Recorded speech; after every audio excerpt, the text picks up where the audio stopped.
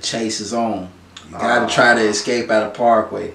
At this time, it was only 2 exits to get out. And that was, you had to try to make it to the back gate. It was a little hole in the gate by the school, and it was a little hole toward the front that you had to get through the gate.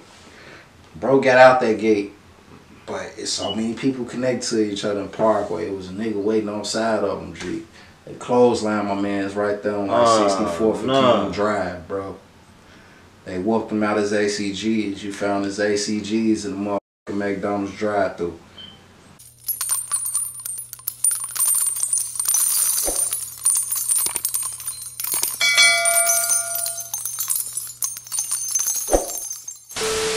A lot of stuff came about too. Like niggas used to be getting an argument because they certain circle didn't fuck with this circle type.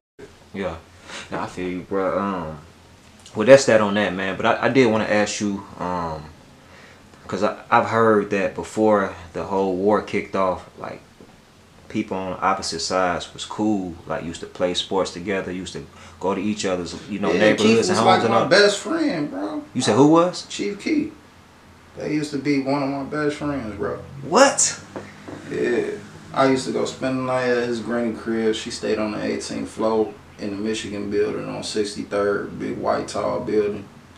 She used to stay in there. Folks used to be upstairs. Like, he was doing music. He was into the way before then. He been doing it. He been doing it. He know how to footwork, all that shit. I'm telling you, we used to be at like juke parties together. Like, it was a time where a nigga could go in Parkway and party type shit. He used to be juke parties in Parkway and shit. Like, this was around the time nigga used to be going to get a spray paint shirt made with his name on it or some.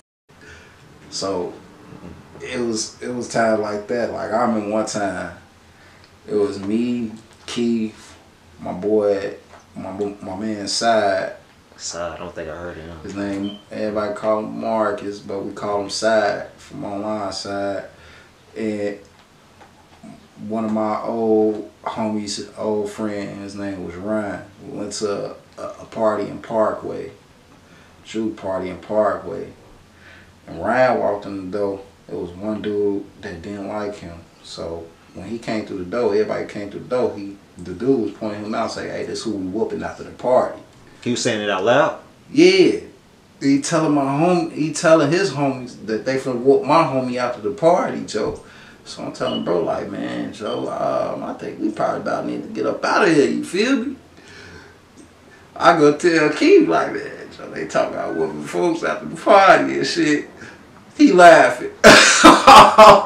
I'm laughing, though, but cause folks so the female crib we at, he gonna tell her, like, man, they talking about beat me up, can I stay in the back of the room? Oh, hell no, me and Marcus like, fuck that, we go. So me, Marcus, Keef, we get ready to leave out the crib, bro. Bro try to leave out with us, G. He knew. We get outside. The chase is on. You gotta try to escape out of Parkway. At this time, it was only 2 exits to get out. And that was, you had to try to make it to the back gate. It was a little hole in the gate by the school, and it was a little hole toward the front that you had to get through the gate. Bro got out that gate, but it's so many people connected to each other in Parkway. It was a nigga waiting on side of him, G. They clotheslined my man's right there on like 64th and King Drive, bro. They whooped him out his ACGs. You found his ACGs in the motherfucking McDonald's drive-thru. Man, Joe. Me and Sos, we back at the Michigan building and shit. Man, we waiting on bro to get back. My man's had a broke arm. They put him in the cast. For real? Yeah. But we tell him, I'm like, see, like, I ain't want to sound mean enough. I'm like, see, this what happened when you chase a pussy. Because the bitch you kept fucking with, she had a nigga already. So obviously, that nigga that kept saying that they was going to whoop you after the party, that was her nigga. And we ended up finding out that was her nigga. That got you whooped after the party, bro. But there wasn't nothing we can do about that situation. Cause damn, bro. Half of them niggas we do, half of them niggas was Keef cousins and family and shit like that. So yeah, I did the dash though.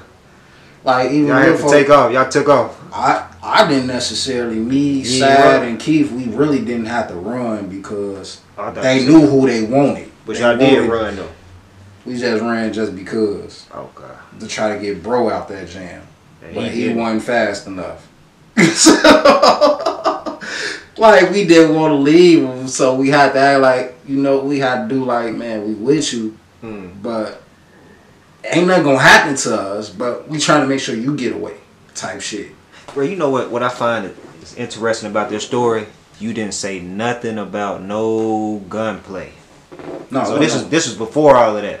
Yeah, it was gunplay going on at the time, but around this time it was certain situations that you still handle with your fists. No, that's dope. Like so, certain things that wasn't that serious, that wasn't gunplay needed. Why would you bring a gun for some shit? You know you could whoop this nigga. That ain't the climate nowadays. That ain't the climate nowadays. A nigga get whooped, they gonna be pissed. They coming back, they gonna try to pop you. Yeah. They gonna tell they peoples whatever in the world to get a gun from. They gonna tell the motherfucker they got jumped on and they just got pounced on by one motherfucker. Yeah. Oh gee, I done seen it, I done witnessed it. I seen you get whooped by one motherfucker. You went back and told your uncle no, you got jumped on, so you can get the pipe. Man, Krizzy, coming up, bro. Like, were you pretty nice with your hands? I was nice. I'm nice with my hands, but I didn't have to fight like that. Like I said, I was always a respectable person. Like I'm known as the hustler and the money getter. I don't want to know if I'm fighting you, it better be about some money, because I ain't fighting no nigga about no bitch. For real. Or no shit that's going on in the street with these other niggas. So no he say, she say shit. I don't real ass nigga, I don't do he say, she say. Say it to my face. That's how I'm gonna see. If you can't say it to my face, you a bitch. God, that's how I'm gonna tell you. But I ain't, look, anything I said in this interview about any of them niggas, I can say the same shit to their face. That's me. So I'm not no sugarcoater. I'm gonna keep it 100. For sure. Man, back to Chief Keef. So you said that was like your best friend coming up. Do you got any other like stories or memories of him back then? Like I remember like one time he had to come on our side because like his daddy, his name was Big F or something like that. He used to be on Cottage Grove and stuff like that on 62nd and all that. So in order for him to get to his side, he had to walk to our side. So I used to have to walk him past St. Lawrence and shit. Because if folks know from the SCM, it wasn't really no helping you and shit like that. But if they see a certain person with you, then you might get a pass. So you said might. You might. Depending on how folks them feeling that day. You might get a pass. So I just happened to be that certain person that he was with on the day everything was kind of cool and mutual, and we had to walk past the S for him to go to his pops. He was supposed to be picking up some money and shit, and go back to the white building. We did all that. I ain't gonna lie, it was a time he saved my ass too. Oh, you got to talk about that next. I'm finna tell you, this was the very next day. We in the white, we get back to it over there in the building. I spent the night at the Michigan building.